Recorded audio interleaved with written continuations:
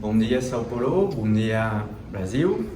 C'est depuis la France et depuis la ville de Toulouse que dans ce contexte de pandémie mondiale, je vais vous faire une série de présentations sur des procédures simples et à réaliser sous échographie, la libération des doigts roseaux, la libération des ténosynovites de Dequervin et le traitement percutané des calcifications tendineuses.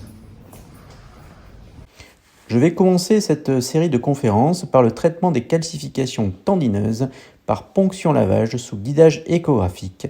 Alors c'est aussi appelé dans les pays anglo-saxons barbotage, qui est un terme français mais qui bizarrement n'est pas utilisé en France. Dans quel cas utiliser cette ponction-lavage ou ce barbotage? Quand c'est asymptomatique, bien sûr, il faut s'abstenir, il ne faudra surtout rien faire. Quand la douleur est hyperalgique suite à une migration calcique, soit vous arrivez vite, et là, vous passez pour le sauveur auprès du patient, soit vous arrivez trop tard, au bout de 3 ou 4 semaines, c'est la phase de guérison spontanée, il a de moins en moins mal, et je pense qu'il faut s'abstenir. Et enfin, le cas le plus fréquent, ce sont des douleurs chroniques, souvent sur des calcifications de plus de 15 mm, et on propose cette technique en cas d'échec du traitement médical simple. Alors, il y a deux façons de récupérer des calcifications. La façon la plus simple, c'est de mettre l'aiguille et d'aspirer. Malheureusement, c'est le cas le plus rare. Ça se passe plus souvent sous la forme de l'extraction du gaz de schiste, c'est-à-dire qu'on va devoir placer une aiguille dans le truc dur, on va mettre de la pression, on va fragmenter et on va récupérer petit à petit les produits de cette fragmentation. Alors, pour s'aider dans le choix de la technique et pour sélectionner les bonnes indications, vous avez besoin à la fois de l'échographie et de la radiographie. Voici la classification échographique des différents types de calcification de Sarat et Cohen avec un condom pur, comme vous voyez ici, avec une ombre acoustique complète. Là, il faudra une ponction, fragmentation, aspiration. Alors, si c'est très gros, si ça fait plus de 2 cm, ça peut être quand même assez difficile. Le deuxième cas, le cône d'ombre est impur. Et en fait, sur un cône d'ombre impur comme ça, on ne sait pas trop ce qui se cache. Vous avez deux cas de figure. Soit vous avez une calcification fragmentée comme ça, soit vous pouvez avoir un truc un peu poussiéreux comme ceci. Dans un des deux cas, ça sera favorable, dans l'autre, non. Troisième cas de la classification échographique, une calcification hyperéchogène sans aucun cône d'ombre. Et là, vous allez pouvoir soit la fragmenter, soit l'aspirer direct. Pour ça, vous faites un petit palpé échographique pour avoir une idée de sa consistance. Et vous voyez que là, c'est vraiment quasiment pâteux, presque liquide. Le liquide, c'est la dernière partie de la calcification. Donc là, c'est soit du liquide simple avec un lait calcique qui surnage. Et ça, vous pourrez l'aspirer sans aucun problème.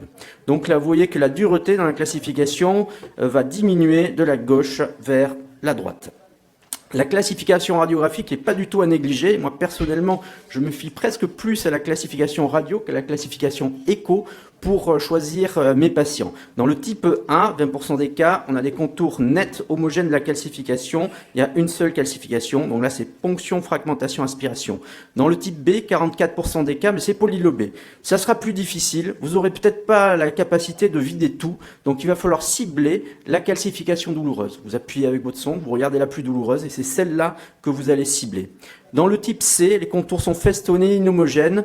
Mais vous voyez qu'ici, on va peut-être pas arriver à faire grand-chose. Là, on est sûr qu'on fera rien et il faudra s'abstenir dans ce cas-là et faire uniquement une infiltration de la BSAD. Et dans le dernier type, le type linéaire, il faudra s'abstenir. Comment réaliser ce type d'infiltration barbotage? Alors la technique à 2 aiguilles a été la première décrite en 96 par Farina. Elle est techniquement un peu dure à mettre en œuvre.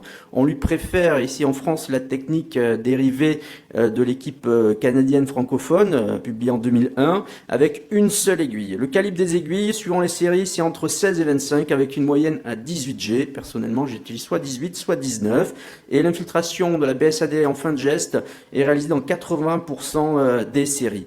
Alors voilà le matériel que personnellement j'utilise. Ça c'est pour faire l'anesthésie, ça c'est pour piquer, pour faire l'anesthésie. 3 seringues avec un pas de vis, Overlock, pour pouvoir, qui vont être branchées sur une aiguille un petit peu plus grosse, pour pouvoir monter en pression sans que ça se désadapte. Et ça c'est en cas de problème pour déboucher la grosse aiguille.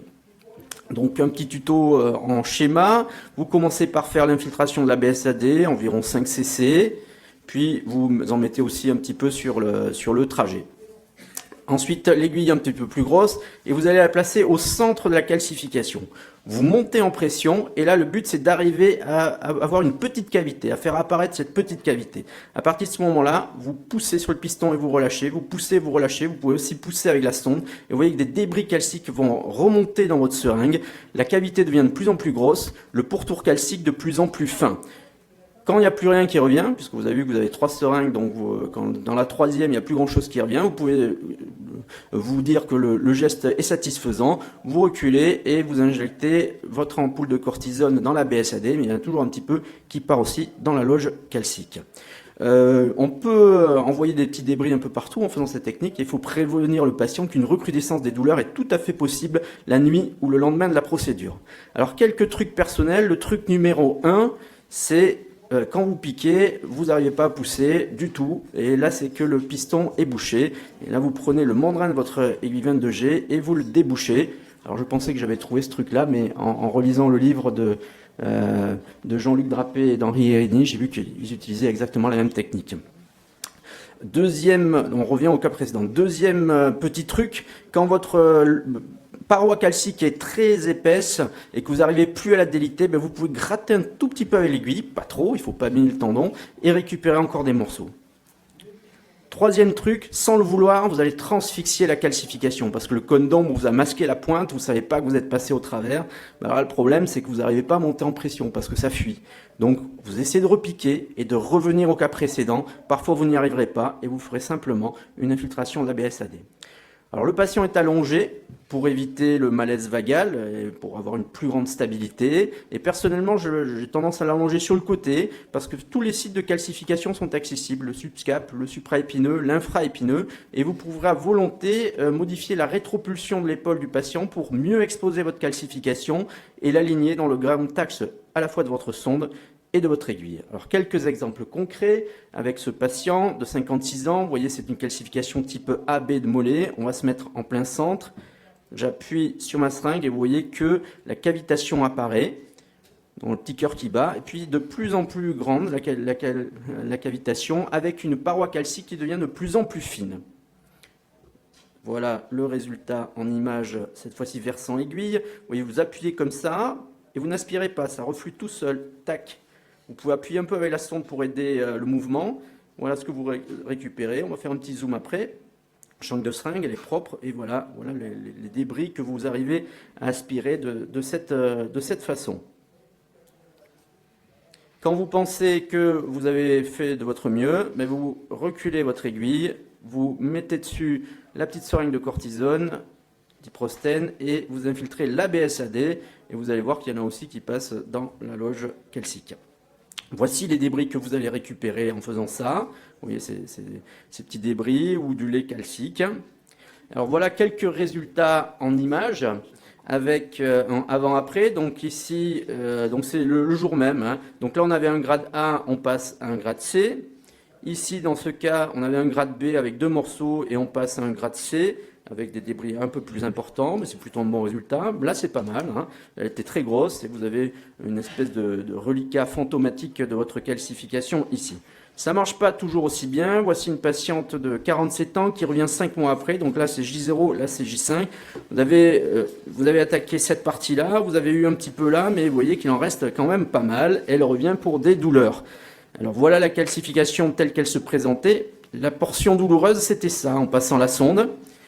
Donc il n'y a pas de cône d'ombre. Je me dis, je vais viser ça. Et dès que je mets l'aiguille, ça dévoile tout de suite la loge calcique qui en 5 mois n'a pas du tout cicatrisé. Je ne suis pas arrivé à récupérer de matériel. Donc voilà comment peut évoluer une loge calcique. J'ai pas beaucoup d'exemples. Ça c'en est un. Ça n'a pas du tout cicatrisé en 5 mois. Donc là, on était sur les trucs durs. Maintenant, on va passer aux trucs liquides ou très mous.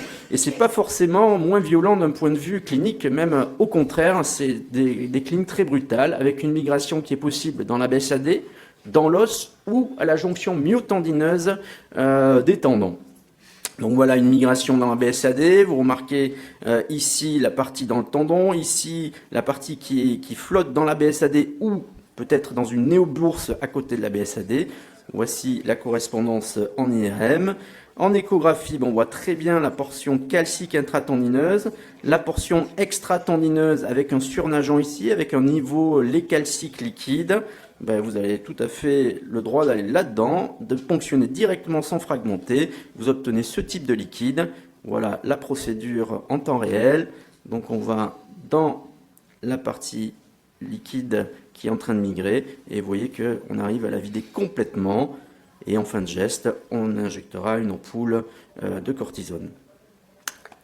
Quid des calcifications, des migrations calciques intra-osseuses ou à la jonction myotendineuse? Ça peut marcher. J'ai plusieurs exemples qui ont bien marché, mais cet article de la littérature de 2017 nous montre qu'on est quand même un peu moins efficace sur les migrations intra-osseuses que dans les autres cas de figure. Quelle est l'évolution des imageries avec ce type de procédure? Donc, à 1 an, Delcura a montré que dans presque 80% des cas, la calcification disparaissait, que la résorption était partielle dans 19% des cas et que dans 3% des cas, il n'y avait pas de modification. Dans 25% des cas à J0, la quantité de calcium récupérée est très faible, mais finalement, on initie une résorption qui peut se compléter toute seule et aboutir à une radio normale au bout d'1 an. Quel est le résultat sur l'évolution clinique? C'est ça qui est le plus important, plus que l'évolution en imagerie. Donc, souvent, l'amélioration est rapide en quelques jours. Parfois, il y a cette petite crise hyperalgique la nuit qui suit le geste. On a souvent un rebond douloureux à 2 mois. Ça, c'est dans 13 à 40% des cas, suivant les séries. Et on évoque une bursite secondaire. À 6 mois, Yo évoque 28% d'échecs et une arthroscopie dans 17% des cas.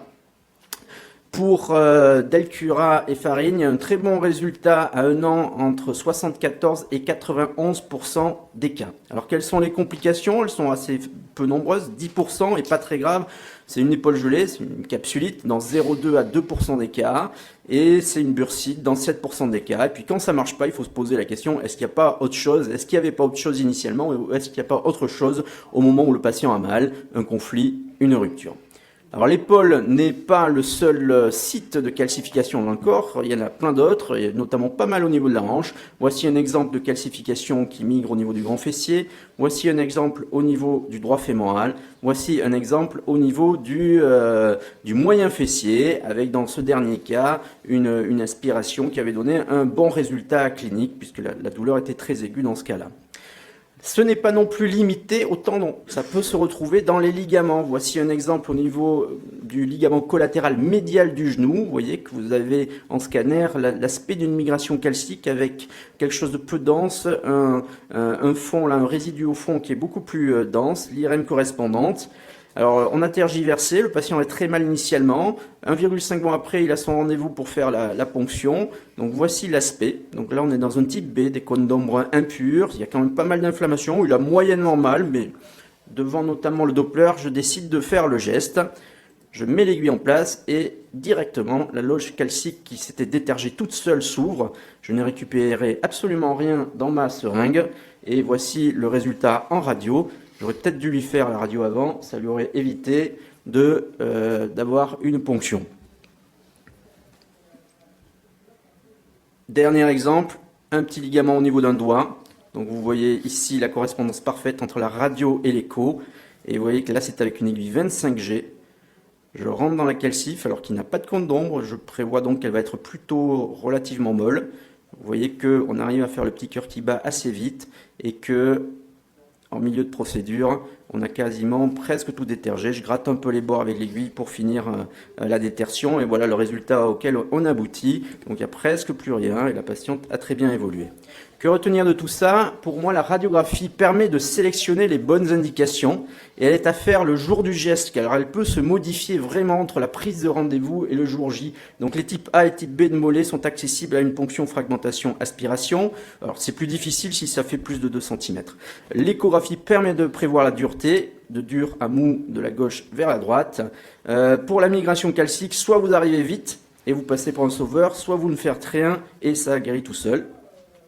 Et enfin, ma dernière diapo, c'est pour introduire le mot échochirurgie, qui fait plaisir à la fois aux échographistes et aux chirurgiens. Donc l'échographiste se prend pour un chirurgien, le chirurgien pour un échographiste. Le deuxième mot, c'est low-tech, parce qu'avec une simple aiguille et un tuto, vous pourrez arriver à faire ce genre de choses, plutôt qu'avec un matériel compliqué. Alors, Nicolas Moretti nous avait montré un dispositif qui permettait d'aspirer les calcifications, mais qui avait sûrement beaucoup plus de 50 centimes d'euros. Et voilà. Et en fait, la limite entre la chirurgie et le radiologue est de plus en plus floue. Le plus costaud restant quand même le chirurgien, comme vous voyez sur cette image. Obrigado por su atención.